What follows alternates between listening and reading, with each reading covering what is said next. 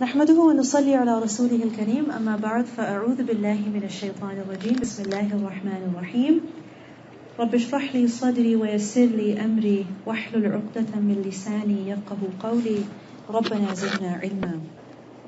Alhamdulillah, with Allah subhanahu wa ta'ala's blessing upon us, we have approached yet another Ramadan, which is just a few days away from us. And may Allah subhanahu wa ta'ala give us the ability to really reach that month and reap its benefits. Because this month, this part of the year, is so unique that there is no other time of the year which is similar to it. It brings so many benefits and so many blessings which a person cannot find at any other time of the year. When a person fasts in this month, when a person stands in prayer at night in this month, then all of his previous sins are forgiven. Imagine, his entire slate is wiped off. It is clean. It is cleared up. All his previous sins are forgiven. This month is a month of mercy. It's a time when Allah subhanahu wa ta'ala's mercy, His blessings are visible, are clear to us, are felt by us, are experienced by us every day and every night. Therefore, it is very important that as we approach this month, we are ready for it. We are mentally ready for it, we are spiritually ready for it, so that we can reap its benefits. Because Allah subhanahu wa ta'ala, His doors are open. He sends down His rain. He showers us with His blessings. But every person does not take the exact same advantage from it. Each person takes from this blessing, from this rahmah, according to his capacity. Just as when Allah subhanahu wa ta'ala sends down rain from the sky, then every part of the earth, every part of land does not benefit from it equally. There are certain parts which benefit from it so much that you can see the soil, it becomes soft. It becomes more fertile. The soil that was apparently dead, because it was ready to receive that water, that rain, you see that it's covered with foliage. It's covered with flowers that are blooming, blossoming, fragrant and radiant in their color. But yet at the same time, that same rainwater will fall elsewhere, but there will be no effect of that water. Allah subhanahu wa ta'ala, He gives Ramadan to all people who are alive on the earth at that time. But everyone does not take the same advantage from it. There are those who find this month, and by the end of it, they have earned Allah's forgiveness. And there are others who find this month, but by the end of it, they haven't received the forgiveness from Allah subhanahu wa ta'ala. Their sins are the same. In fact, they have increased. Why? Because they did not understand the value of this month. They did not benefit from it. In Surah Yusuf, we learn about how Yusuf a.s., when he was thrown in the well by his brothers, and the caravan came, and they found this boy in the well, and they took him out. They just hid him, they concealed him as a commodity, and they sold him for just a few dirhams. And Allah subhanahu wa ta'ala says about them that وَكَانُوا فِيهِ مِنَ الزَّاهِدِينَ.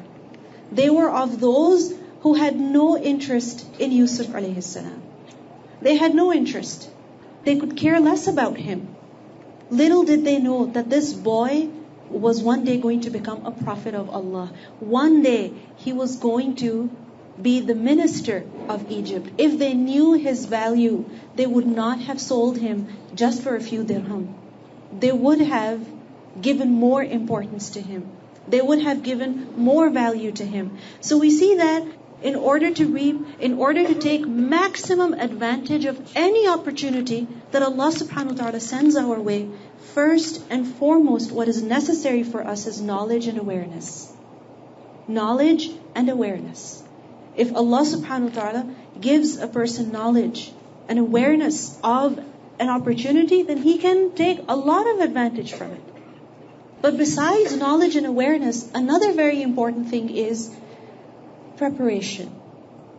pre-preparation and planning from before. Because each person receives the same amount of time every single day, 24 hours. But there are some people who manage to get a lot done in those 24 hours, and there are others who just waste that whole day.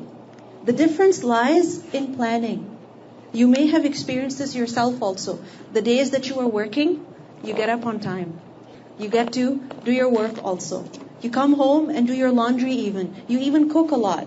But on weekends, what happens? We get up late, we take it easy, and by the end of the day, when you ask yourself, so what did I get done today? You realize that you hardly got anything done. What was the difference? The planning. For certain days, we have our entire day planned out. And for other days, we don't have planning done at all.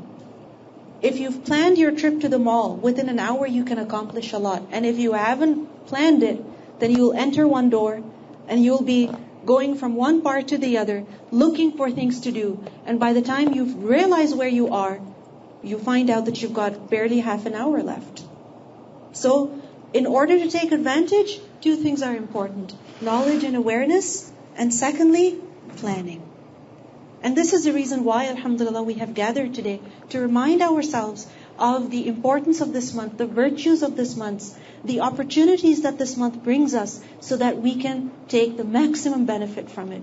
And also, so that we can prepare ourselves mentally and otherwise also, so that we can take the maximum advantage from this month.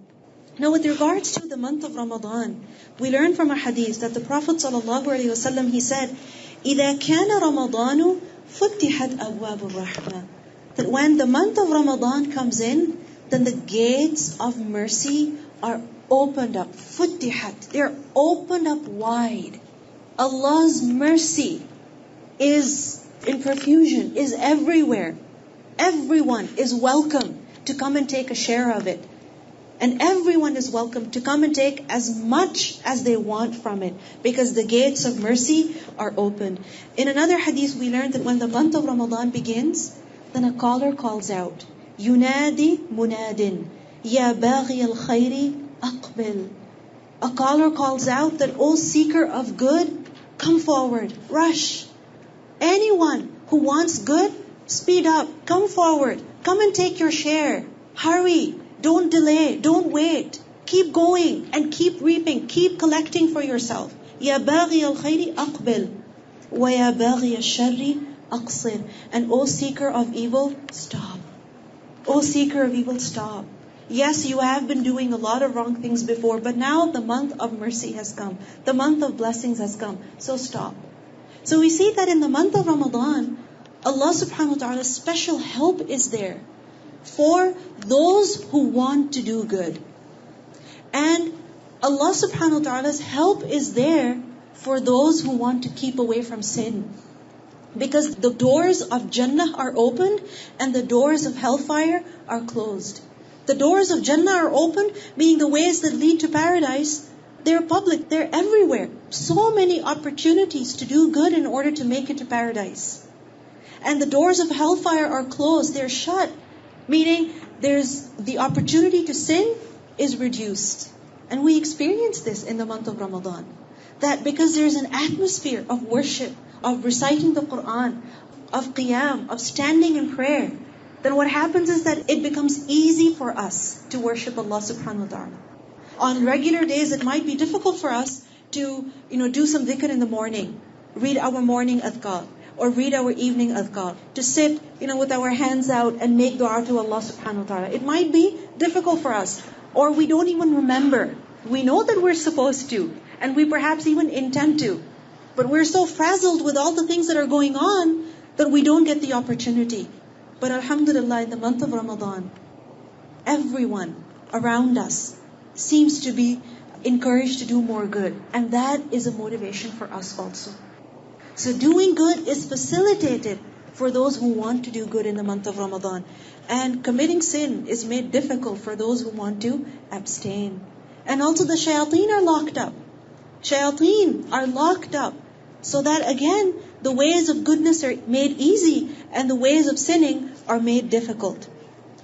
And remember that a lesson until Allah's tawfiq is there for a servant, meaning unless and until Allah subhanahu wa ta'ala gives the ability and the opportunity to a servant to do something good, no one can do good. But Allah gives tawfiq only to those who strive, only to those who put in effort. So really, at the end, it's up to us. How much is it that we strive to benefit from this part of the year? To earn forgiveness from Allah subhanahu wa ta'ala, to make our home in Jannah, and to earn Allah subhanahu wa ta'ala's blessings. So in order to take advantage of this time, one of the first things that we need to do is do some pre-planning. Before the month actually begins, do some planning. And part of that is mentally preparing ourselves as well as our family members. Now alhamdulillah, we have come here together today, and inshallah we will remind one another about the virtues of this month, about the different things that we can do in this month. But our families at home, what about them?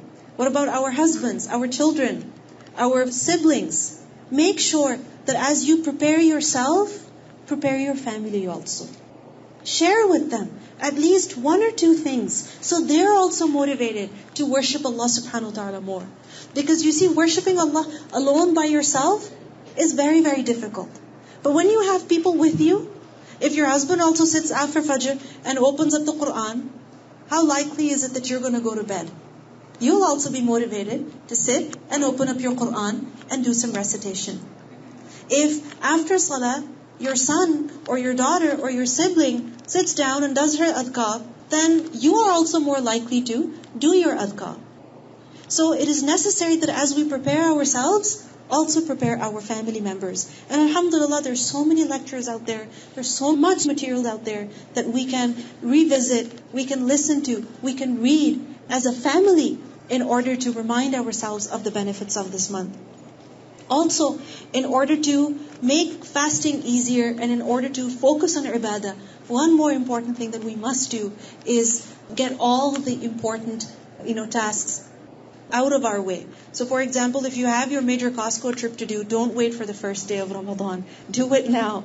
If you have your Eid shopping to do it now. Don't wait for Monday to go for groceries. Go over the weekend. Go before Ramadan actually begins. So that you're not, extremely tired right at the beginning of the month of Ramadan. Get these things out of the way.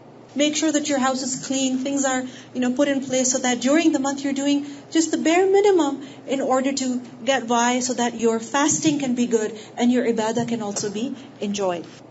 The Prophet ﷺ said, Ramadan has come to you, a blessed month. Allah has made obligatory upon you its fasting. In it, the gates of heaven are open, and the gates of hellfire are closed, and the evil devils are chained up. To Allah belongs a night in it, which is better than 1,000 months. Whosoever is prevented from its goodness, then he has been deprived. If a person does not take advantage from the special night of this month, then he is deprived. And a person cannot take advantage of the special night of this month unless he has taken advantage of every day of this month, every night of this month. What we learn from this hadith is that the month of Ramadan is primarily the month of fasting. And we all are aware of that. Ramadan means fasting for us. That is something that we are preparing ourselves for, especially for this year. We're mentally preparing ourselves that yes, the fasts are going to be long. Yes, the days are long. We're going to be tired. The nights are going to be short. Tarawih is going to be very late. But we keep telling ourselves, inshallah, you'll do it. Inshallah, you'll be able to do it. Don't think about it right now. When it comes, then we'll deal with it. It's okay, you survived last year. Hopefully, you'll survive this year also. Right? Inshallah. But what will make fasting easy for us, inshallah, this year, is if we remember the rewards of fasting. Yes, fasting is an obligation. It is something that we don't really have a choice about. We don't have a choice about that. We have to fast. It's something that is fard upon every able believer, every able person. He has to do it. So, when you have to do it, you might as well do it with good feeling. You might as well do it with a good heart. The Prophet ﷺ said that whoever fasts in the month of Ramadan, how? With iman and with ihtisab. With faith in Allah. Faith in the fact that yes, fasting is an obligation, not as a habit. Because for many people, fasting in the month of Ramadan is a habit. That every year when the season of fast comes, then yes, that's what we do. We fast. That's what we Muslims do. But why do we do it? We're doing it because we're believers. We believe in Allah. We believe that Allah subhanahu wa ta'ala has made it mandatory for us to fast in this month. And your doctor may warn you, or somebody might discourage you, or your friends or your co-workers might be shocked at the fact that you won't be eating or drinking at all during the entire day. But if you remember that I am doing this because my Lord has told me, He has commanded me, imanan. And secondly, ihtisaban. Ihtisab is to hope for reward from Allah subhanahu wa ta'ala, to expect reward from Allah. Then his sins will be forgiven. What does it mean by this? Hoping from Allah subhanahu wa ta'ala for reward. You see, there are many things that we do as Muslims. We pray, we give charity, we do wudu, we read the Quran, and we eat with our right hand, we say Bismillah, right? After we eat, we thank Allah subhanahu wa ta'ala. They're very good habits. And for a Muslim, whatever he does as a believer, inshallah, he's rewarded for that. But remember that the more you hope for reward from Allah, inshallah, the more rewarding that deed will be. The more rewarding that deed will be. Because Allah subhanahu wa ta'ala says, I am as my servant thinks I am. So if you hope for reward from Allah subhanahu wa ta'ala, that, Ya Allah, I know these fasts are very long and I'm already very scared. I get so thirsty. I don't know how I'm going to survive. I have to eat something every 2 hours, even now. What am I going to do in the month of Ramadan? Remind yourself, I'm doing it to seek Allah's reward. And tell yourself, and speak to yourself, and speak to Allah subhanahu wa ta'ala when it gets difficult. Ya Allah, only for you. I won't do this for anybody. I won't do it for myself. I won't do it for, some kind of blood work. I won't do it for anything. I will do this only for you, Allah, because I want reward from you. Ihtisaban. In a hadith we learn, the Prophet ﷺ, once he was asked by a companion that, O Prophet ﷺ, tell me about a deed that will allow me to enter Jannah. Tell me about something that I can do, which if I do, I know that inshallah I'll make it to Jannah. There's so many things that we've been told about. And some things we find difficult, some things we find easy, some things we do already, and some things we don't even know about. So this man, he came to the Prophet ﷺ and said, Ya Rasulullah, please tell me one thing that I can do, and it will help me enter Jannah. Would you like to know? Would you like to know about something that you can do so that inshallah you can go to Jannah? So the Prophet ﷺ told him, عَلَيْكَ بِالصَّوْمِ فَإِنَّهُ لَا مِثْلَ لَهُ. On you is fasting, meaning you must fast. Fast as much as you can, because there is nothing like it. There is nothing like it. No good deed that is like fasting. Because you see, any other good deed that you do, what happens? It takes maybe 5 minutes, maybe 10 minutes, maybe half an hour. Okay, even if you go to volunteer somewhere, half a day, maybe 2 hours. But fasting is from when to when? The whole day basically. Even if you go for Hajj, how many days is it that you have to spend in doing Hajj? Not many. Not many at all. But think about it. Ramadan fasting, 29 or 30 days in a row.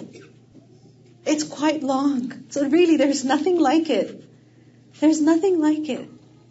In another hadith we learn, the Prophet ﷺ, he said that indeed there is a gate of paradise called Ar-Rayyan. Ar-Rayyan. And it will be called on the Day of Judgment, where are the ones who fast? Where are those people who used to fast?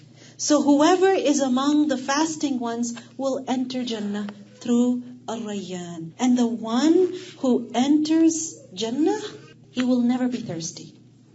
So in this Ramadan, during fasting, as we experience thirst, especially when you're reciting your Quran, and your mouth is dry, really dry, or you're outside walking in the heat of the sun, and your mouth is dry, and you want to take just one sip of water, remind yourself of this. If I fast for the sake of Allah, inshallah, Allah will make me so satisfied that I will never ever experience any thirst. There is a scholar in his book Fiqh al-Qulub, he writes that ad-dunya darul hajat wal jannatu darul shahawat. He writes that this world, this dunya, is a place of fulfilling your needs. Just the basics. You just fulfill them because you gotta do them, otherwise you won't survive. But Jannah is the home of desires. You wanna have fun? You wanna fulfill your desires? Save it for later. Because in this dunya, really, if you wanna drink something, how much can you drink? If somebody gives you a big, huge cup of coffee even, which is your favorite, let's say, after half a cup, how much can you enjoy? Those first few sips, yes, you really enjoy them, but after some time, you just get so used to it. If you get a nice, cool drink when you're thirsty, like for example, you get a slushie or something, the first few sips, really good, but then after a couple of sips, what happens? You start getting brain freezes, right? The flavor is overwhelming in your mouth. You don't enjoy it anymore. You start having a water bottle, you have a few sips, and then you leave it. Which is why after every event, what happens? You find dozens of water bottles that are half empty, half full. Why? Because you enjoy it a little bit here, but then after some time, the enjoyment dies out. So when we're fasting, we're abstaining from eating and drinking in our desires for the sake of Allah, so that in the hereafter, He will fulfill our desires.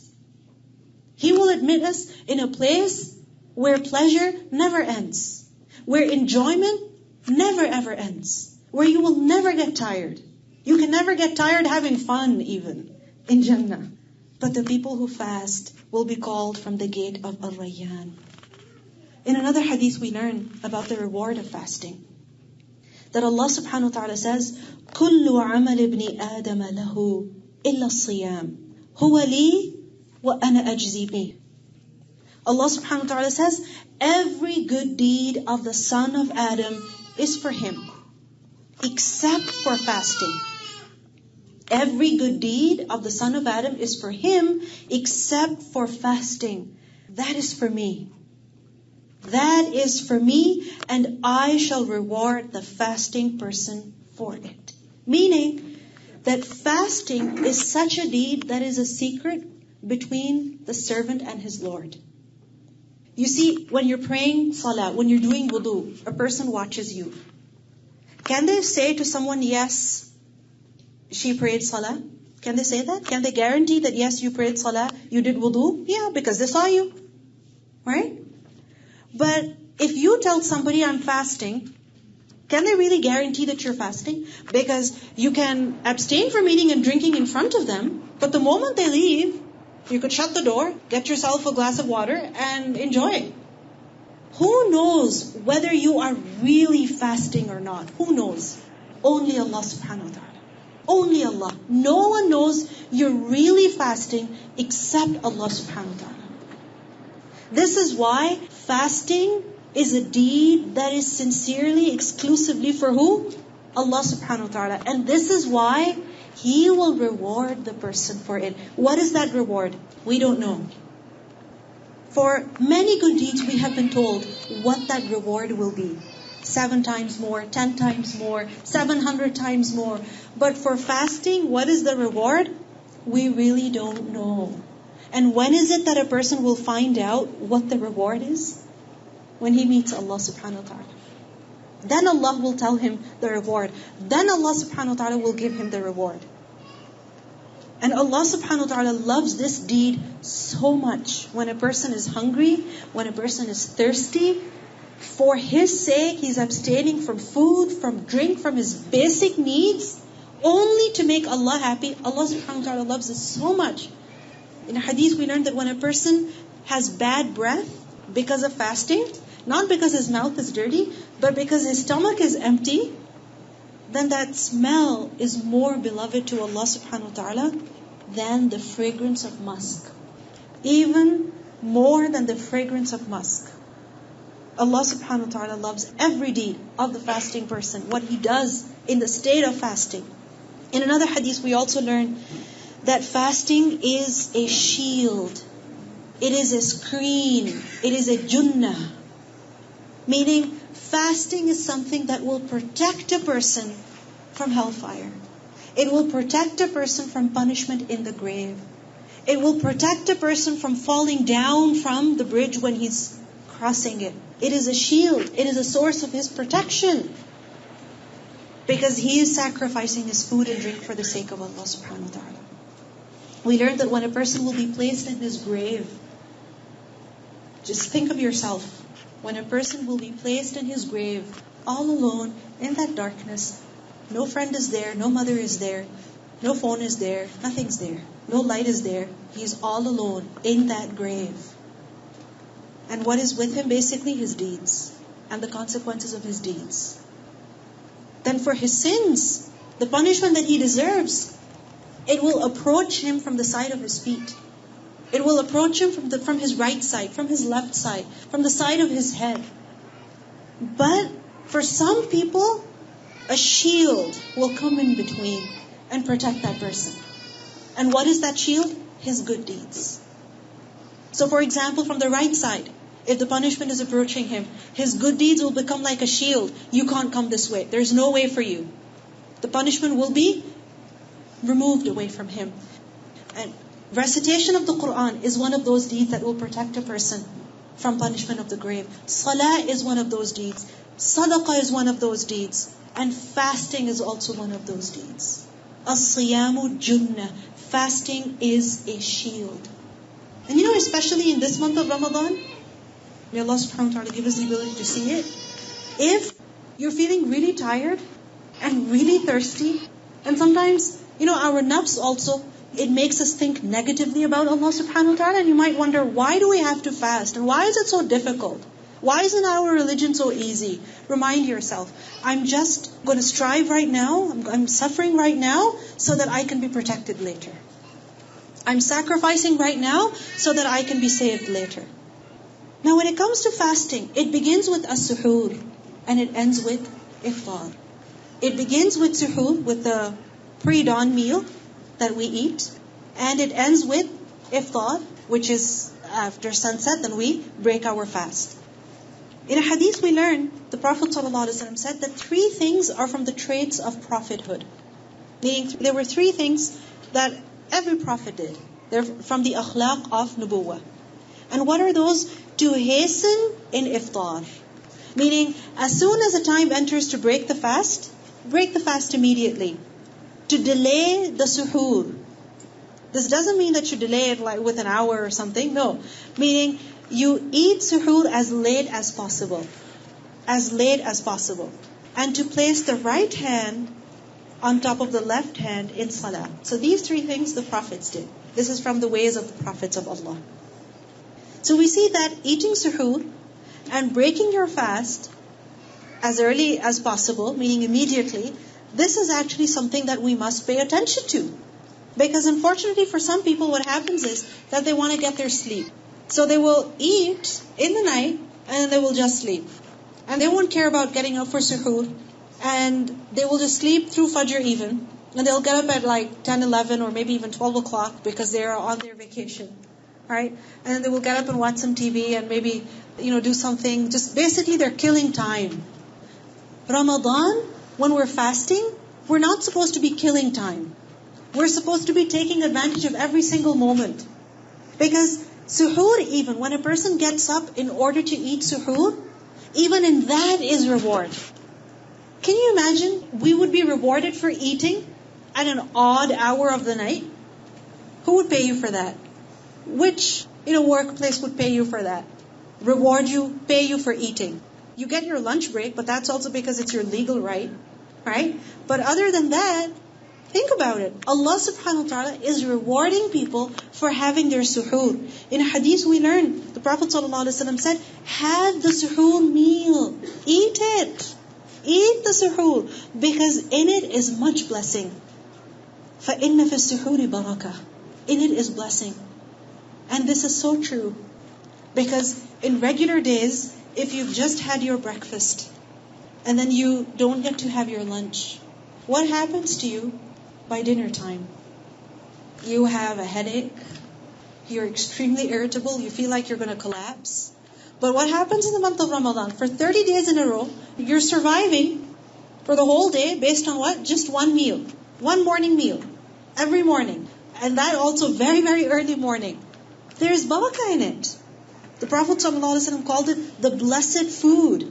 In a hadith we learn, the Prophet ﷺ said, this suhoor is a blessing that Allah has given to you, so do not leave it.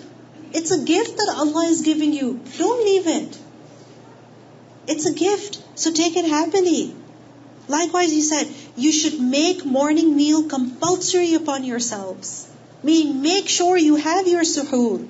So much so that the Prophet ﷺ emphasized that even if it's just a sip of water that you can have it. Because sometimes it happens that we don't, wake up on time and we realize there's literally just a minute left, or the adhan is going on our alarm clock or something like that, and there's, a minute or something left, then what should you do? Don't just go back to sleep. Get up, and even if you can have a sip of water, have that. Because the Prophet ﷺ said, there's barakah in eating suhoor, so do not leave it. Even if one is to drink a sip of water. Even if it's just a sip of water. And the people who eat suhoor, we learn in a hadith that Allah and His angels send mercy upon those people. When you're eating suhoor for the sake of Allah, Allah is sending His mercy on you, and His angels are praying to Allah, Ya Allah, please bless the servant of yours, because she is eating suhoor. He is eating suhoor. In another hadith we learn, the Prophet ﷺ said, how excellent are dates as the believer's suhoor. Meaning having dates, tamr, is actually something that is proven from the sunnah. Meaning if a person has it for suhoor, then that is best. So make sure to incorporate dates in your diet during the month of Ramadan, in suhoor as well as at the time of iftar. And when it comes to breaking the fast also, this is a very beautiful time, because in a hadith we learn the fasting person has two occasions for joy. One when he breaks his fast because of his breaking it, and the other when he will meet his Lord because of the reward for his fast. Because when you're breaking your fast, there's, that happiness, that relief, and that hope that inshallah, the reward is complete. Because the fast is complete, so inshallah, one more fast has been added to my record. Inshallah. So when a person breaks a fast, then there's joy for him, because he finally gets to eat and drink. But remember that what will be more joyful than those samosas and pakoras is the reward that Allah has in store for you. Because, when we're waiting for those moments to break the fast, finally hear that bell or that adhan, we're just staring at that food and we cannot wait to just eat it. And as we eat it, we thank Allah subhanahu wa ta'ala for every sip of water. Right? Because the mouth, it's parched, it's so dry, the throat, you're exhausted. And every sip of water, every bite of food, you're so grateful for it. You enjoy it like you haven't eaten before. You value that water as if you haven't had water before. You're happy about those dates as if you've never had those dates. Even if they're not that sweet, even if they're not that great, but still you will enjoy them. Now as you enjoy that iftar, remind yourself that what Allah subhanahu wa ta'ala has in store is far better, is much more enjoyable than this food that I'm eating right now. So hope for that reward. In another hadith we learn the Prophet ﷺ about how he would break his fast. Would you like to know so that you can get more reward? Because remember that when a person follows the sunnah, then he gets more reward. The same action you could be doing without the sunnah, and you're doing it, you're getting it done. But if you do it while following the sunnah of the Prophet ﷺ, then you know what's going to happen? You're going to receive Allah subhanahu wa ta'ala's love. Because in the Quran we learn that Allah subhanahu wa ta'ala says, إِن كُنتُمْ تُحِبُّونَ اللَّهَ فَاتَّبِعُونِي يُحْبِبْكُمُ اللَّهِ. If you love Allah, then follow Rasulullah sallallahu alayhi wasallam. And if you will follow him, Allah will love you. Because the Prophet sallallahu alayhi wasallam, he was ala khuluqin azim. His manner, his character was the best. Allah subhanahu wa ta'ala taught him what to do, how to do, when to do. So this is the reason why it's very essential that we pay attention to the sunnah of Rasulullah sallallahu alaihi wasallam, Even when it comes to little things, such as breaking the fast. So how is it that the Prophet ﷺ would break his fast? Would he break it with a crunchy samosa or with a fruit salad or something like that? We learn that the Prophet ﷺ would break his fast with fresh dates. With fresh dates. And if those fresh dates were not available, then he would eat dried dates. And if even that was not available, then he would just take a few sips of water. So first choice is fresh dates. What are fresh dates? Do you know what fresh dates are like?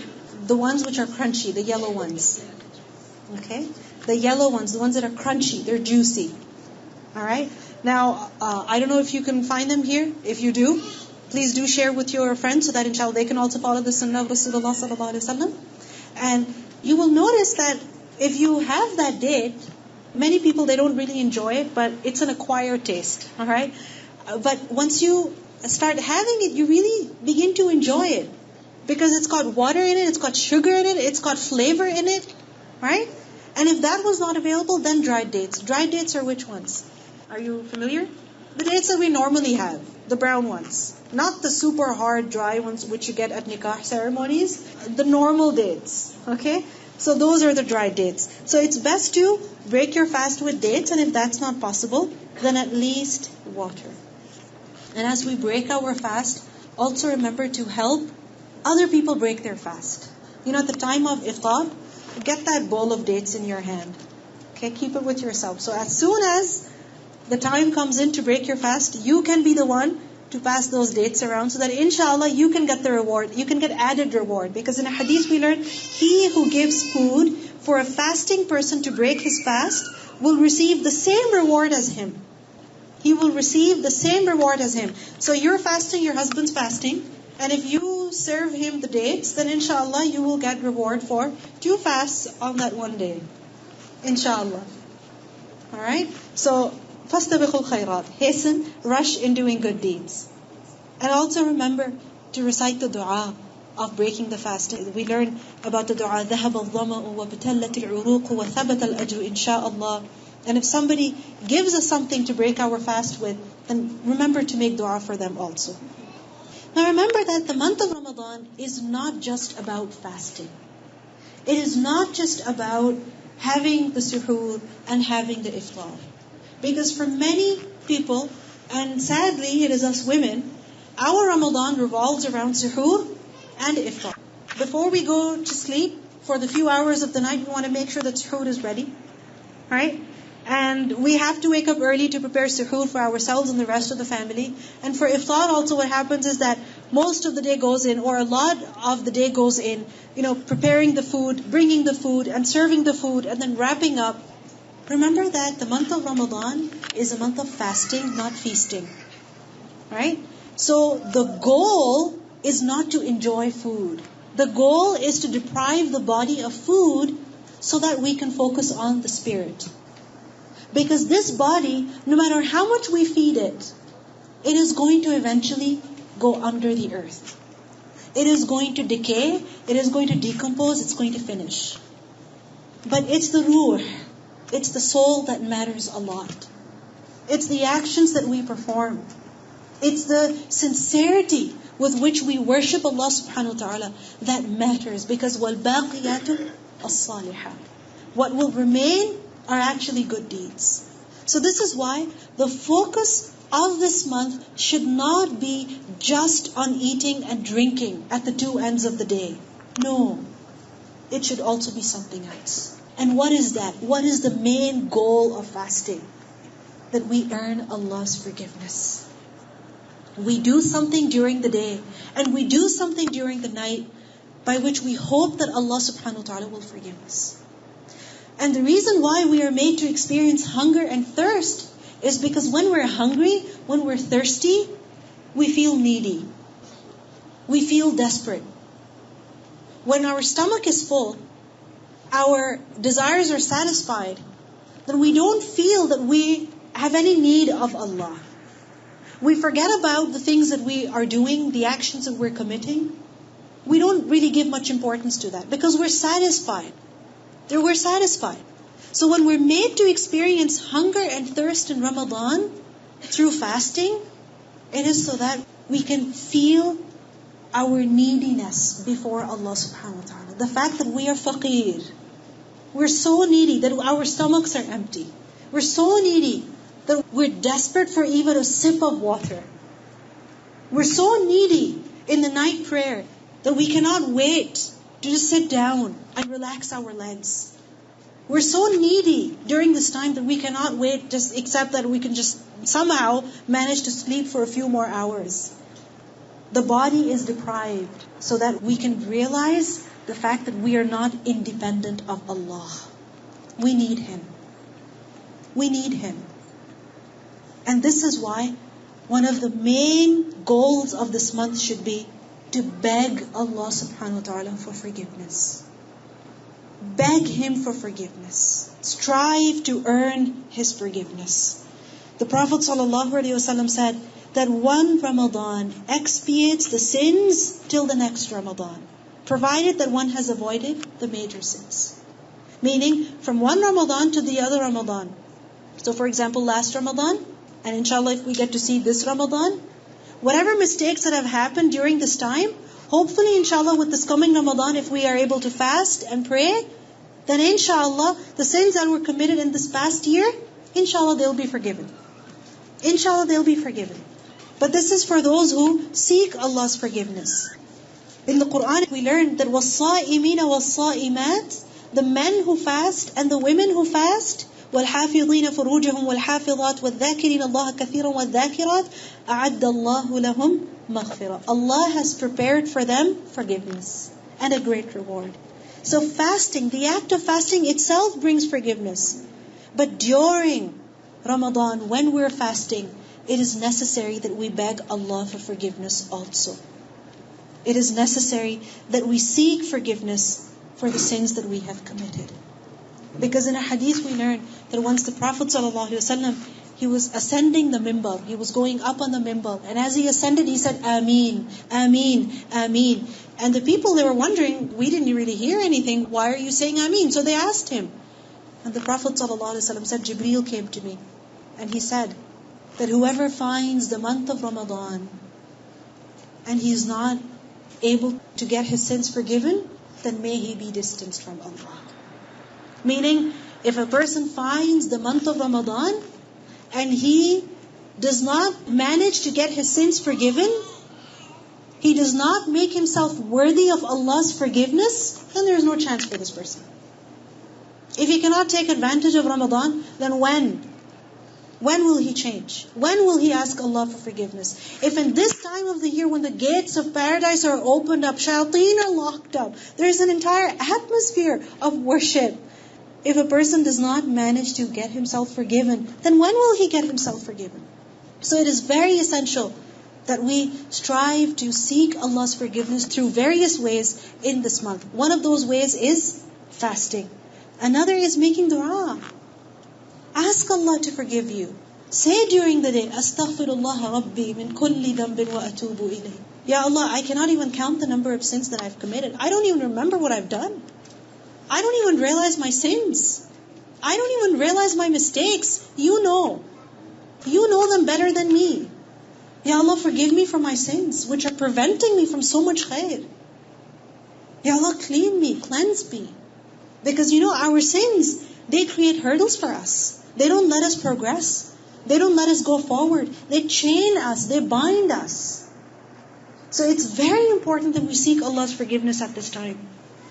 Also we learn that at the time of suhoor, when you're up anyway, when it's so easy to wake up these days, in the month of Ramadan, especially because you know that if you don't get up, you won't be able to eat, and if you don't eat, may Allah protect you. Alright? Because the fasts are long, so you better put something in your stomach. So you're up anyway to have that suhoor.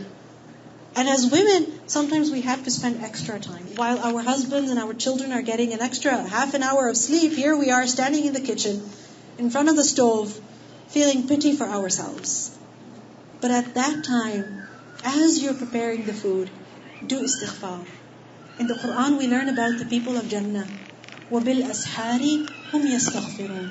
At the time of suhoor, they used to seek forgiveness from Allah. while others were sleeping, they would beg Allah to forgive them. Ask Allah to forgive you. And as you see that fire on the stove, remind yourself of the fire of hell. And ask Allah subhanahu wa ta'ala for forgiveness. And in a hadith that you all are very familiar with, in which we learn that when half of the night, or 2/3 of the night is over, at the time of suhoor basically, the last part of the night, Allah, the Blessed and Exalted, descends to the lowest heaven. He comes very close to His servants. Very close to His servants. And He says, is there anyone who needs something, who wants to ask for something so that I can give him? Is there anyone who wants something so that I can give him? Is there anyone who asks my forgiveness so that I may forgive him? Is there anyone who wants forgiveness from me so that I can forgive him? And Allah subhanahu wa ta'ala keeps asking, is there anyone who has some dua? Is there anyone who needs something? Is there anyone who wants forgiveness? Ask and I will give you. And He keeps saying that until it is the time of Fajr. Until it is daybreak. So as you are preparing that food, as you are eating that food, don't just eat silently. And even if you're quiet in your mouth, in your head, in your heart, ask Allah subhanahu wa ta'ala for forgiveness. Make use of that time. Seek forgiveness from Allah subhanahu wa ta'ala. So many hadiths we learn about various adhkar, which if we read, for example, La ilaha illallah wahdahu la sharika lah, lahul mulku wa lahul hamd, wa huwa ala kulli shay'in qadir, 100 times. Likewise, subhanallahi wa bihamdihi, subhanallahil azim, 100 times. So many adhkar, which if a person reads 100 times a day, then what happens? His sins are forgiven, even if his sins are as much as the foam which is on sea. Like the water waves when they come, there's so many bubbles that they leave behind, the scum, the foam. Imagine if your sins are that many, and there are. If we truly ask ourselves, we do have many sins.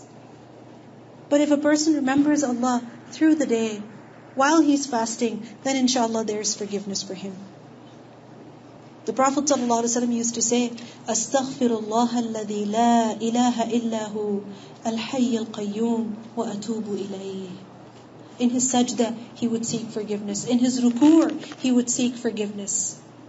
When we're standing in nawafil, we're praying nawafil, extra voluntary prayers in the month of Ramadan, the focus should not just be on finishing the Quran in Taraweeh or in Qiyam. The focus should be to earn Allah's forgiveness. So as you stand in Qiyam, when you go down to ruku', ask Allah for forgiveness. When you go down into sajda, ask Allah for forgiveness. And the month of Ramadan is a month of fasting. It is a time to seek forgiveness. But it is also a month that teaches us taqwa, that teaches us God consciousness, that teaches us to be more alert, more careful. Because what happens is that certain things, certain actions, certain words, certain behaviors, certain reactions, we know they're not right. We know that if our child makes a mistake, we shouldn't just snap at him. We shouldn't start yelling at him. We know that if our husband walks in through the door 10 minutes late than expected, we know that we shouldn't be angry at him at that time. Just give him, a chance. Take it easy. Give him a break for God's sake. But we become very difficult in dealing with people. We become very impatient in dealing with people. Right? Likewise, certain words that we shouldn't be using. But bad habits. Ramadan is a time that helps us break our bad habits. How many of you are in the habit of having tea regularly? MashaAllah, there are many people. For many women, there has to be a cup of tea in the morning, and a cup of tea at 12 o'clock, and a cup of tea in the evening. Right? And maybe more than that or less than that. For some people, it's not tea, it's coffee. Whatever it may be. It's a habit. And if you miss your tea one day, may Allah subhanahu wa ta'ala have mercy on your family. Right? Because we're so used to it, we start depending on these habits. But what happens in the month of Ramadan? Where does your tea go? When do you have it? At the time of suhoor, even if you want to have it, you tell yourself, if I have it, I'll be awake. I actually want to catch up on some sleep. So maybe I'll skip. But other people, they're like, no, I cannot leave my tea. When do you have your tea then? Maybe a cup at suhoor, maybe a cup at iftar, maybe a cup in the middle. But your habit of 12 o'clock tea break, it goes away. For 30 days, you're not having tea at that time. We have a habit of snacking, of eating. But what happens in the month of Ramadan? You reach out for food, like, no, I'm fasting. You have a cup of water before you and you say, no, I'm fasting. You're preparing food and you have a habit of munching on things as you prepare. You tell us, no, I'm fasting. You're feeding your child and he's not finishing his food, so you say, let me just finish it. You're like, no, I'm fasting. All those habits, of eating, of drinking, what happens? You're able to break them. Isn't it? Ramadan teaches you that you're stronger. You're stronger than your desires. You're stronger than your excuses. You're much stronger than you think you are. If you can resist the urge to eat and drink for over 12 hours, then you can also resist the urge to give someone a piece of your mind. You can also control your tongue when it's going to unleash, right? You also have the strength to replace bad words with good words. You have that in you. So Ramadan, fasting, it teaches us taqwa. In the Quran, Allah tells us, يَا أَيُّهَا الَّذِينَ آمَنُوا كُتِبَ عَلَيْكُمُ الصِّيَامُ كَمَا كُتِبَ عَلَى الَّذِينَ مِنْ قَبْلِكُمْ لَعَلَّكُمْ تَتَّقُونَ. The reason behind making fasting an obligation on the Muslim Ummah is so that they can develop taqwa. They can develop God consciousness. And this taqwa is so essential. It is so important because if a person does not have fear of God, then, like in a hadith we learned that if you don't have shyness, then go do whatever you want. فَاصْنَعْ مَا شِئْتَ. If you don't have haya of Allah subhanahu wa ta'ala, then فَاصْنَعْ مَا شِئْتَ. Then go ahead and commit any sin you want because you don't have any shyness. You don't have any fear of God. So this fear of God is very important to protect us from sins, to watch our tongue, to watch our expressions even, to be careful about our reactions, our dealings with people. So this month is a month of training. It is a month of training. لَعَلَّكُمْ تَتَّقُونَ. And this training, are we in need of it? Are we in need of it? Because, sometimes people ask us, or we may even think, what's the point of fasting? 30 days in a row, what's the benefit? Health benefits? I don't think so. My sleep schedule's upside down. I'm struggling through the day. I'm just waiting for the month to end. You know why? Because we're not really reaping the benefits of this month. The objective of this month is not to starve us. The purpose of this month is not to make us hungry and thirsty. That's not the purpose. That's not the objective. The purpose is something much more. And that is some training to resist your urges, to have a better control over yourself, over your body, over your actions, over your emotions. And this is the reason why we learn from hadith that where it is necessary to protect our mouths from food and drink, it is also necessary to watch what we say.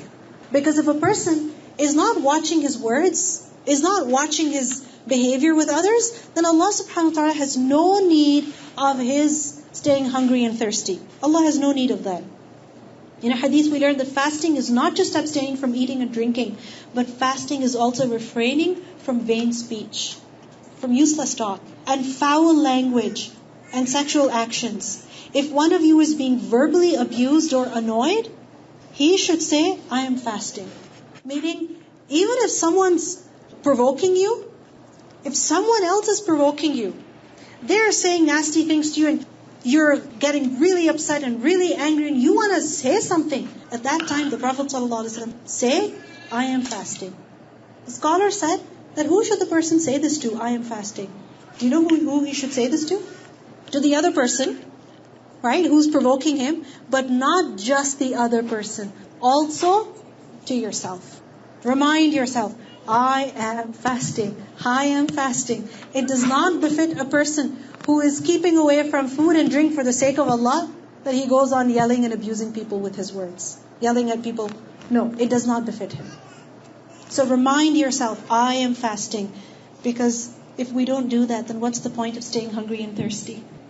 The Prophet ﷺ said, some fasting people get nothing from their fast except for hunger. And some people who pray at night get nothing from their standing except sleeplessness. So many people who fast during the day, but what do they get at the end? Just hunger. Just hunger and thirst. And there's so many people who stay awake at night praying, but what do they get? Just staying awake at night. They didn't really benefit from their fast. They didn't really benefit from their qiyam.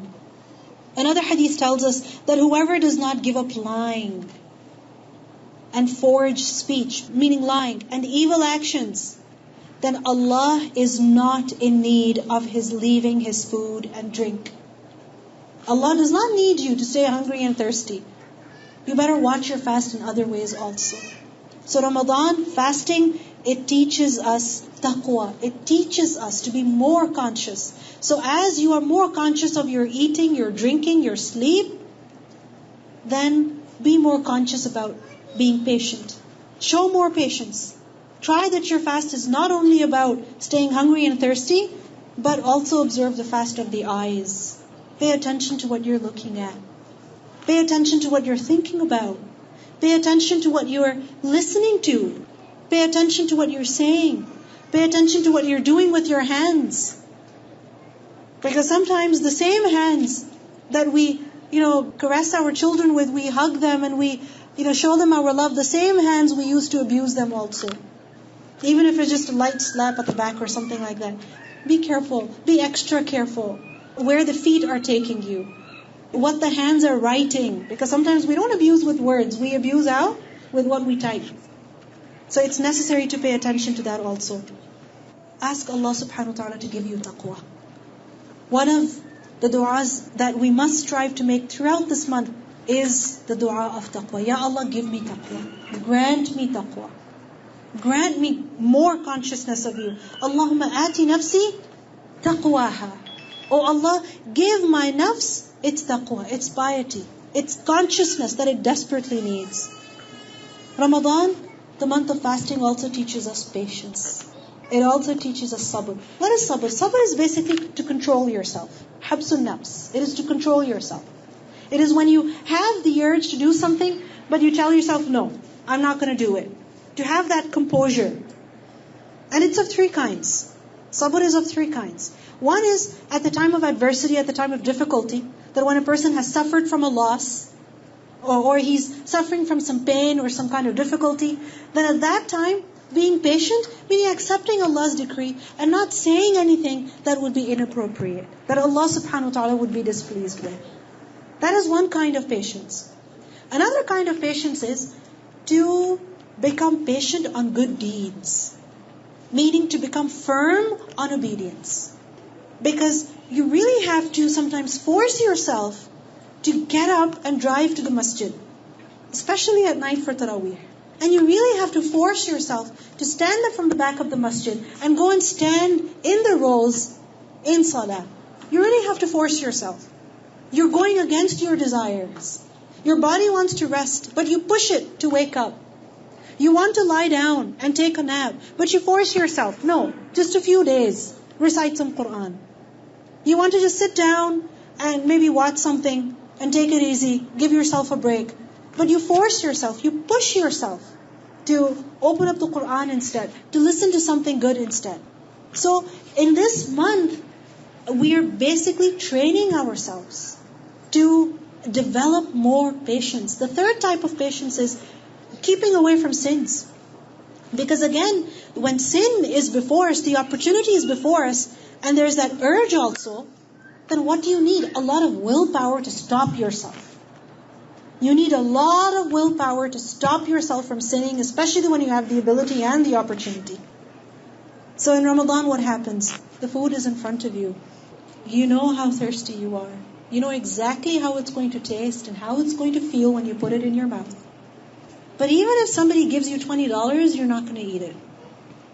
Even if somebody says, you know what, I'll treat you to something, I'll buy you something, you're not going to eat it. It's made easy for you to disobey Allah, but you're not going to do it because you're fasting. You know, sometimes little children, they don't understand why their mom is not eating. So what happens? As they're eating, they put food in their mother's mouths. They try to. But Mama, you also eat. But what happens? Somebody is trying to put food in your mouth. You're a child. Your child is trying to put food in your mouth, but you say, no, mama's fasting. I cannot eat. And they look at you in confusion that what's going on? Why won't you eat? But what happens? You manage to stop yourself. You have a better control over yourself. So Ramadan proves to us that if you can keep away from eating and drinking, even though you're thirsty and hungry, you desperately want that food, then you are also able to remain patient. You can also stop yourself from sin.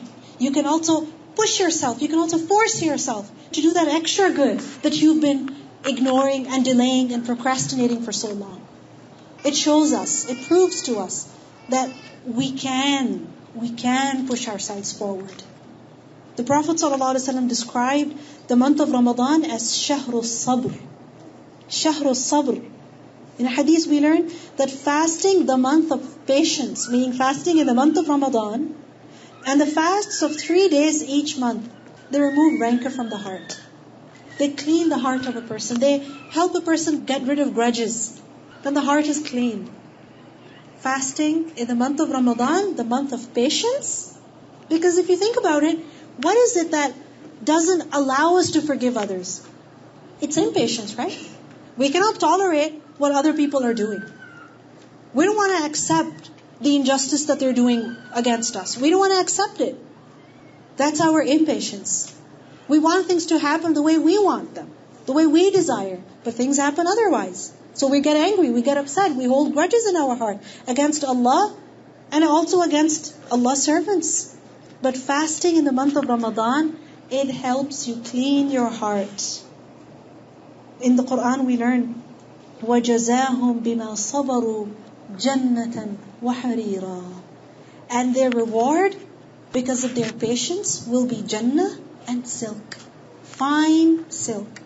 Meaning the people who observe patience in this world, in this life, whether it's patience in the month of Ramadan or outside of that, but especially in the month of Ramadan, because it's difficult to be patient when you're hungry and thirsty and sleep deprived. But remember the reward of patience. Allah will give Jannah for sabr. Allah will give harir. He will give silk, comfort, luxury for your sabr. The month of Ramadan is also the month of Quran. We think that the month of Ramadan is important because we're supposed to fast in it. But you know something? Fasting was made obligatory in the 2nd year after Hijrah. When the Prophet ﷺ was in Mecca, as a prophet, he was there for 13 years. After that, he did Hijrah to Medina. Not the 1st year, but the 2nd year, the Muslims were told to fast in the month of Ramadan. But remember that the month of Ramadan was special even before fasting was prescribed. The month of Ramadan is special even if a person is not able to fast.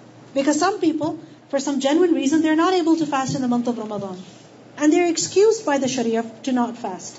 Whether it is extreme old age or it is some health concerns, whatever it may be, but a person is not able to fast. So he thinks, Ramadan, I don't really feel Ramadan because I don't fast in the month of Ramadan. So it doesn't really matter to me much. No. Remember, Ramadan is important even if you're not fasting. Even if you're not fasting, still Ramadan is special. Why? Because what makes Ramadan special is not fasting. It is something else. Does anyone know what that is? It is the fact that the Quran was revealed in the month of Ramadan. Ramadan is the only month that is mentioned in the Quran. Shahru Ramadan. And how does Allah subhanahu wa ta'ala mention it? That Shahru Ramadan الَّذِي أُنزِلَ فِيهِ الْقُرْآنِ. It is the month in which the Quran was revealed. The month of Quran. And this is the reason why we see that the Prophet ﷺ would review the entire Quran in the month of Ramadan with his Quran partner. And who was that? The angel Jibreel. And how would he review it? He would listen to Jibreel recite the Quran to him. And then the Prophet ﷺ would recite the Quran back to Jibreel. He would listen to the Quran and he would also recite it. Because both of these actions, listening as well as recitation, both of them are distinct acts of worship. They're two different acts of worship. If you're listening to the Quran, you're actually worshipping Allah. If you're reciting the Quran, again you're worshipping Allah subhanahu wa ta'ala. Because there's a lot of excellence of listening to the Quran also. In Surah Al-Anfal, for example, we learn وَإِذَا تُلِيَتْ عَلَيْهِمْ آيَاتُنَا زَادَتْهُمْ إِيمَانًا. That the believers, when the verses of Allah, when the Quran is recited to them, it increases them in iman. It increases them in faith. And this is how the Quran is reviewed, by listening as well as by reading. So set a goal for yourself that at least once review the Quran, recite the whole Quran, at least once. And it might seem like a big, daunting task, but if you divide it over the day, that with every salah, after every salah, before every salah, whatever is easy for you, read, for example, 4 pages. 5 pages, whatever is easy for you. And hopefully, inshallah, by the end of the day, you'll manage to read the entire juz. And if you dedicate a juz a day, then inshallah, hopefully, you will complete the entire Quran. But then what happens? When women, they get their time of the month. They were on schedule, every day a juz, every day a juz. And their time of the month comes, and then they fall 7 juz behind. They fall 5 juz behind. They fall 8 juz behind, whatever it may be. And then they're like, you know what? I give up. I don't know when I'm going to be able to complete the entire Quran in the month of Ramadan. Then remember that, first of all, if you cannot read it, certainly, you can listen to it. Certainly you can listen to it. And if you're listening to it, that in itself is an act of worship. So, if you're not able to recite the Quran, listen. Some people, they find it difficult to recite the Quran. They don't have much reading fluency. Or they get more tired because they're trying to get their ha and their ayn and everything right, so their mouth is tired. And when they realize that they've spent half an hour reading only 2 pages, then they're like, oh, it's going to take me so long. So again, don't get disheartened. Spend some time reading the Quran, but also listen to it. And remind yourself, listening to the Quran is also an act of worship. And you know what the best thing is? If during the day you recite the Quran yourself, and during the night, you listen to it in Taraweeh. That's ideal. Ideal. But for many women, again, it's not possible for them to go for Taraweeh. Especially this Ramadan, when the nights are so short, and Taraweeh is going to be so late, many women must be wondering from now, there goes my Ramadan. I don't know how I'm going to do it. If you cannot go to the masjid yourself, again, you could listen to the Quran through the day. Read it, and also listen to the Quran through the day. And have your children listen to it also. And you know what? The Prophet ﷺ had a Quran partner. Jibreel would listen, and he would recite to him.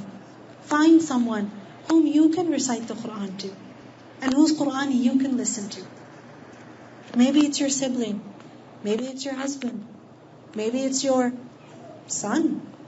Maybe it's your daughter. Maybe it's your friend. Maybe it's your neighbor. What a good thing to sit together for. Listen to one another. Ideal. It's best. You get both benefits. And you see, when a person fasts in the month of Ramadan, then what happens? لَعَلَّكُمْ تَتَّقُونَ. You develop taqwa. And in this month, you don't just fast, you also revive your connection with the Quran. You strengthen it. The book that you read, that you studied, that you recited, maybe it's been a while that you recited it. Now revisit this book again. Recite it again. Listen to it again. Listen to it in the car. Listen to it at home. Listen to it while you're preparing food. Listen to it. Spend more and more time listening to it, reciting it. When you will do that, you will strengthen your connection with the Quran. And you know who benefits from the Quran? The people who have taqwa. Because ذَلِكَ الْكِتَابِ لَا رَيْبَ فِيهِ هُدًى لِلْمُتَّقِينَ. It is a guide for who? For those people who have taqwa. So this month is a month of training in which we develop taqwa, God consciousness. Why? So that we can benefit more from the Quran. This is why fast during the day and recite the Quran in the night also. In a hadith we learn that the fast and the Quran are 2 intercessors for the servant of Allah on the day of resurrection. The fast will come and say, "O Lord, I prevented him from food and desires during the day. Let me intercede for him." And the Quran will say, "I prevented him from sleeping at night. Let me intercede for him." and their intercession will be accepted. Has it ever happened with you that you're stuck somewhere and someone comes and advocates for you? Or says something in your favor and that kind of saves you? And then later on you're thanking him, thank you so much for saying that one statement, even it saved me. I don't know how I can thank you. I'm so grateful to you. When you desperately need support from someone and somebody supports you through just a word or two, imagine on the Day of Judgment how desperate we will be for forgiveness. And what will come? Quran. What will come? The fasting. Likewise, we learn that when we pay attention to, revive our connection with the Quran, we are going to spend time reciting it, listening to it, but also do review its meanings. Because for many of us, there is a barrier between us and the Quran. And what is that? A language barrier. It's in a different language than ours. Or we have studied the Quranic meanings, but it's been a while. Maybe we studied them, let's say, a year ago, or 2 years ago, 5 years ago. And there are portions of the Quran whose meanings we have kind of forgotten. So it's a good time to review the meanings also. So read the translation. Listen to some, lecture. Or attend a gathering in which people are reviewing the meaning of the Quran. Just the translation. But refresh that meaning so that you can enjoy a recitation and enjoy your qiyam also. The month of Ramadan is also a month of du'as. As you heard the ayat earlier about the month of Ramadan, the last ayah was about dua. That وَإِذَا سَأَلَكَ عِبَادِي عَنِّي فَإِنِّي قَرِيبٌ أُجِيبُ دَعْوَةَ الدَّاعِ إِذَا دَعَانِ. Allah responds to the call of the caller when he calls upon him. So make dua also in this month. In a hadith we learn that dua made by 3 people are not rejected. Duas made by 3 people are not rejected. Who are those 3 people? The father. So make sure you tell your husbands to make du'as for your children. Secondly, the fasting person. And thirdly, the traveler. This is a hadith that is reported by Al-Bayhaqi. So who are these 3? The father, the fasting person, and the traveler. So when you're fasting this month, take advantage of that. Allah is paying special attention to your du'as. Why not ask for whatever you need? Whatever you need. The first victory, the victory of Badr. You know when that was? In which month? In the month of Ramadan. The conquest of Makkah. You know when that was? In the month of Ramadan. Allah subhanahu wa ta'ala granted victory to His messenger in this month. So this is a time when we also have victories. And we cannot have any kind of victory, any kind of success, whether it is overcoming something, some bad habit or whatever it may be. We cannot overcome anything except with Allah's help. So make dua. And especially at the time of breaking your fast, make dua. Because when a person is breaking his fast, he's completing a good deed, then that is the time to make dua. Because that dua, inshallah, will not be refused. A fasting person, hadith tells us, a fasting person upon breaking his fast has a supplication that will not be rejected. But unfortunately for many women, that time is spent in what? Last minute things to put at the table, last minute things to do to serve the table, serve the guests. And we waste those precious moments. Precious moments. Get everything ready just 10 minutes ahead. 10 minutes ahead. Get everything ready. And so what if the table is not looking perfect? Doesn't matter. Make dua at that time.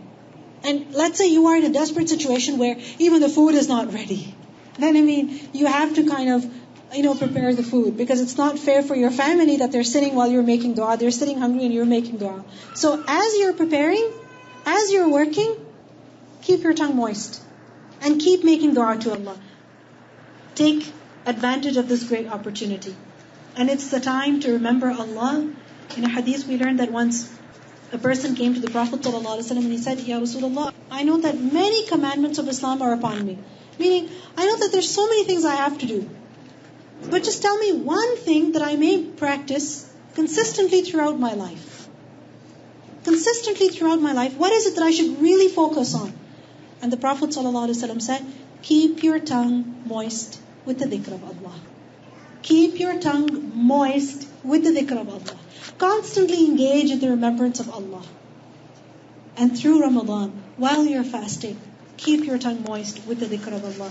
If a person says, La ilaha illallah wahdahu la sharika lah, lahul mulku wa lahul hamdu wa huwa ala kulli shay'in qadir 100 times in one day, then he will get the reward of freeing 10 slaves.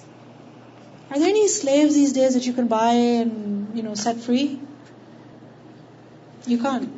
You don't have that opportunity.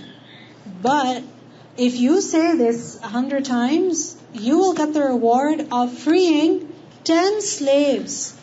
100 good deeds will be written for him, and 100 sins will be erased from him.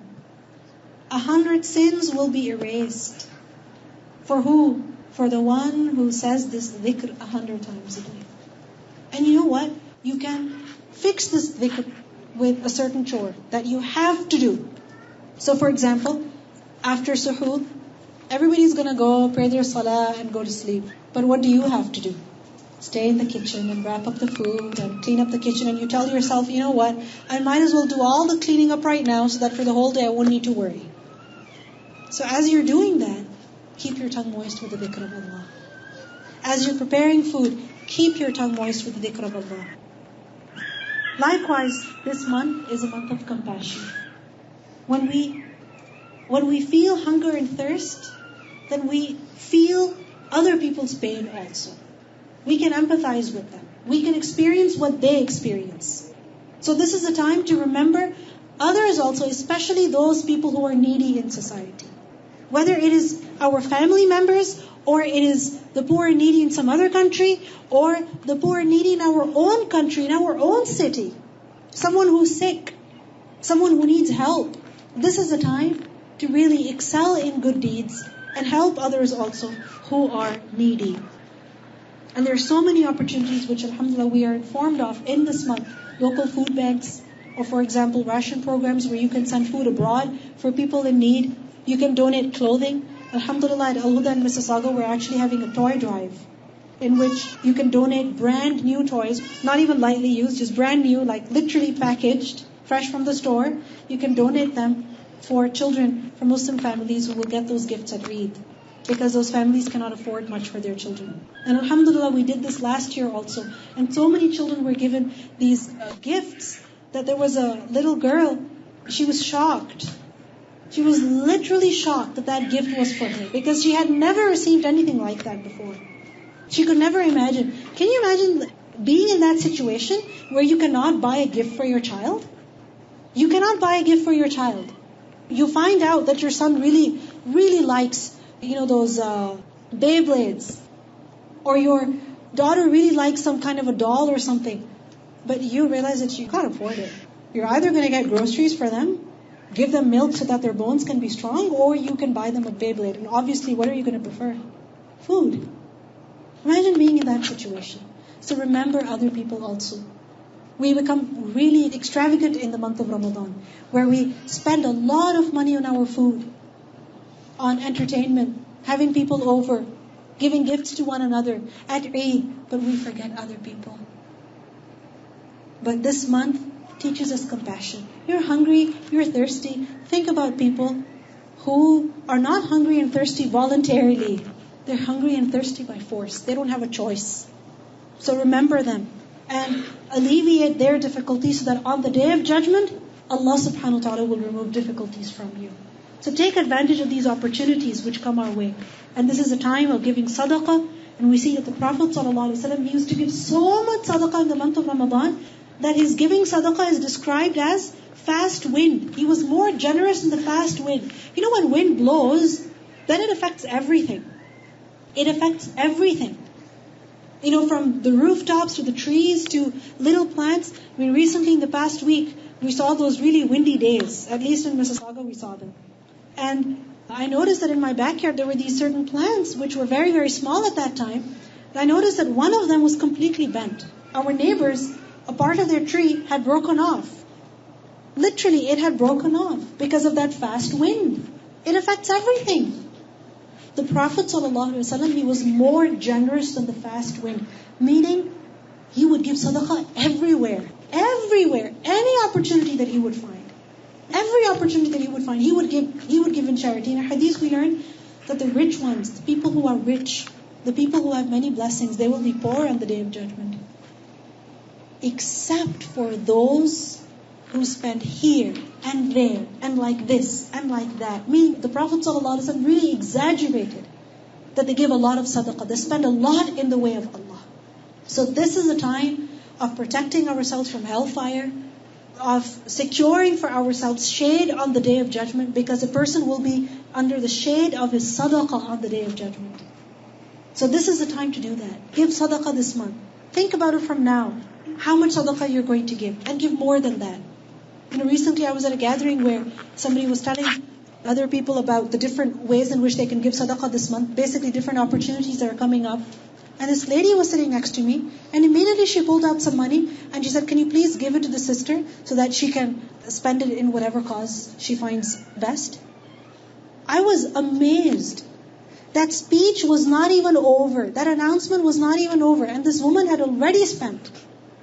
She was already giving sadaqah. But sometimes what happens is that we hold back. We think, if I give money, if I give my savings, then what will I have left? How am I going to eventually buy that house that I really want?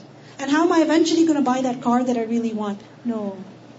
Who is our provider? Not our bank account. Not our paycheck. Our provider is Allah subhanahu wa ta'ala. Allah subhanahu wa ta'ala says in Hadith Qudsi, we learned, "O son of Adam, spend, and you will be spent on." You give and Allah will give you. You give and Allah will give you. So give in this month so that you can receive more from Allah subhanahu wa ta'ala. And if there is any zakat that is due, then first and foremost give the zakat. And if alhamdulillah that is taken care of, then after that pay attention to more sadaqah also. After that, also remember that this is a time of qiyam.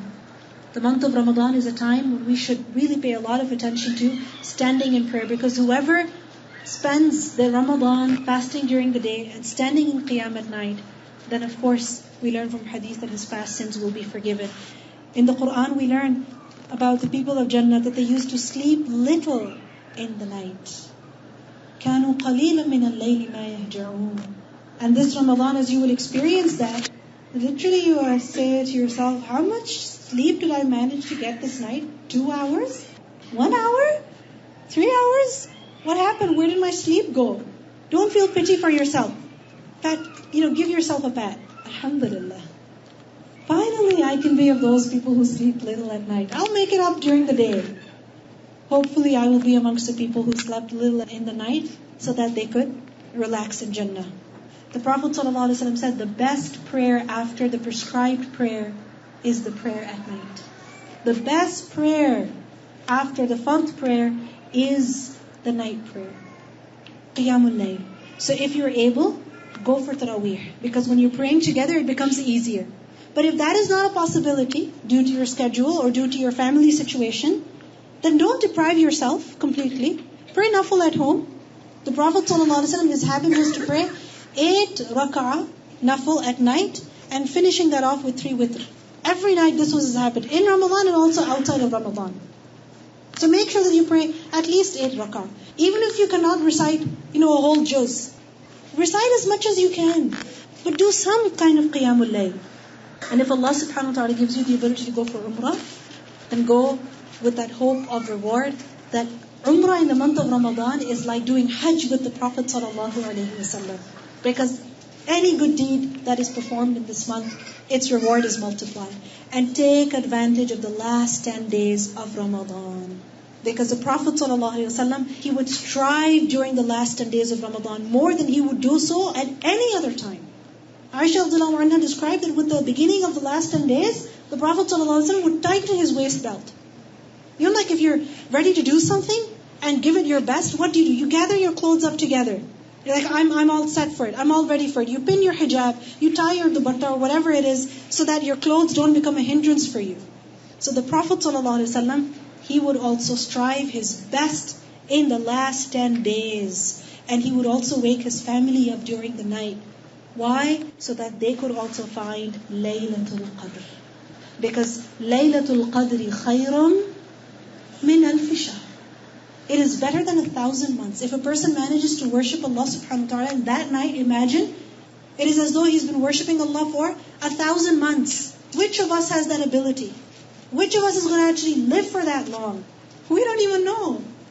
So this is once a year opportunity, which a person must not deprive himself from, because if he does so, then he is depriving himself of a lot of good. He is depriving himself of a lot of good. And it is necessary that we engage in ibadah in this night, because unfortunately for some people it's going to the masjid and having their coffee and tea and socializing. No, these are not nights of socializing. These are nights of worshipping Allah subhanahu wa ta'ala and earning His forgiveness. Aisha radiallahu anha, she asked that, Ya Rasulullah, if I find Laylatul Qadr, what should I do? What should I say? And she was told to make dua. What is that dua? Allahumma innaka afuun tuhibbul afwa fa'fu anni. That, oh Allah, you are ever pardoning, you love to pardon, so please forgive me. All of these du'as, all of these virtues that I shared with you today, all of these ahadith, you can actually find them in a book, Shahru Ramadan, which is available in Urdu as well as English. And alhamdulillah, the sisters have them over here. So if you'd like to remind yourself of anything, increase in your awareness of any of these aspects, or share with your family and friends any of these virtues, please do take advantage of this book, inshallah. And there is also a checklist that's available. A checklist that inshallah will remind you of having dates for suhoor, having dates for iftar, of reciting certain adhkar through the day. So inshallah, this checklist will be a source of motivation for you and your family to make sure that you are performing certain deeds and make the most of this Ramadan. Because you see, Ramadan is a very unique opportunity. Everyone doesn't get it. There are many people who died yesterday. And there are many people who died today, because every single day people die.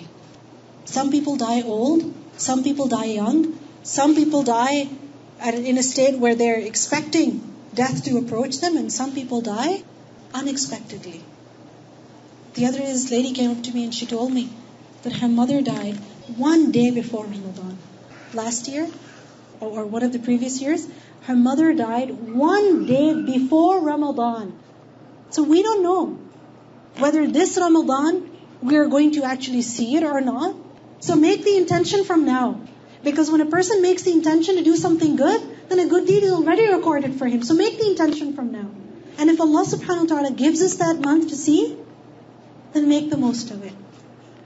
Make the most of it. Because what if we don't get to see next Ramadan? What if we don't live to see next Ramadan? Because in Ramadan is Laylatul Qadr. And Laylatul Qadr, one of the meanings is that it is the night of decree. When the decrees of Allah's servants are handed over to the angels, that go and do this for my servant. So we don't know what was decreed for us last Ramadan. If the angel of death was given the list of people whose souls he was supposed to collect, we don't know if our name was in that list. And we don't know, perhaps our name will be on that list this Ramadan. So when Allah subhanahu wa ta'ala gives us an opportunity, let's make the most of it. May Allah subhanahu wa ta'ala really give us the ability to make the most of this Ramadan, every day of it, every night of it, every moment of it. May these fasts really develop in us a stronger sense of taqwa. And may we develop more patience. And may these fasts and this recitation of Quran and the standing in prayer at night be a source of our forgiveness. Ameen. سبحانك اللهم وبحمدك نشهد أن لا إله إلا أنت نستغفرك ونتوب إليك. السلام عليكم ورحمة الله وبركاته.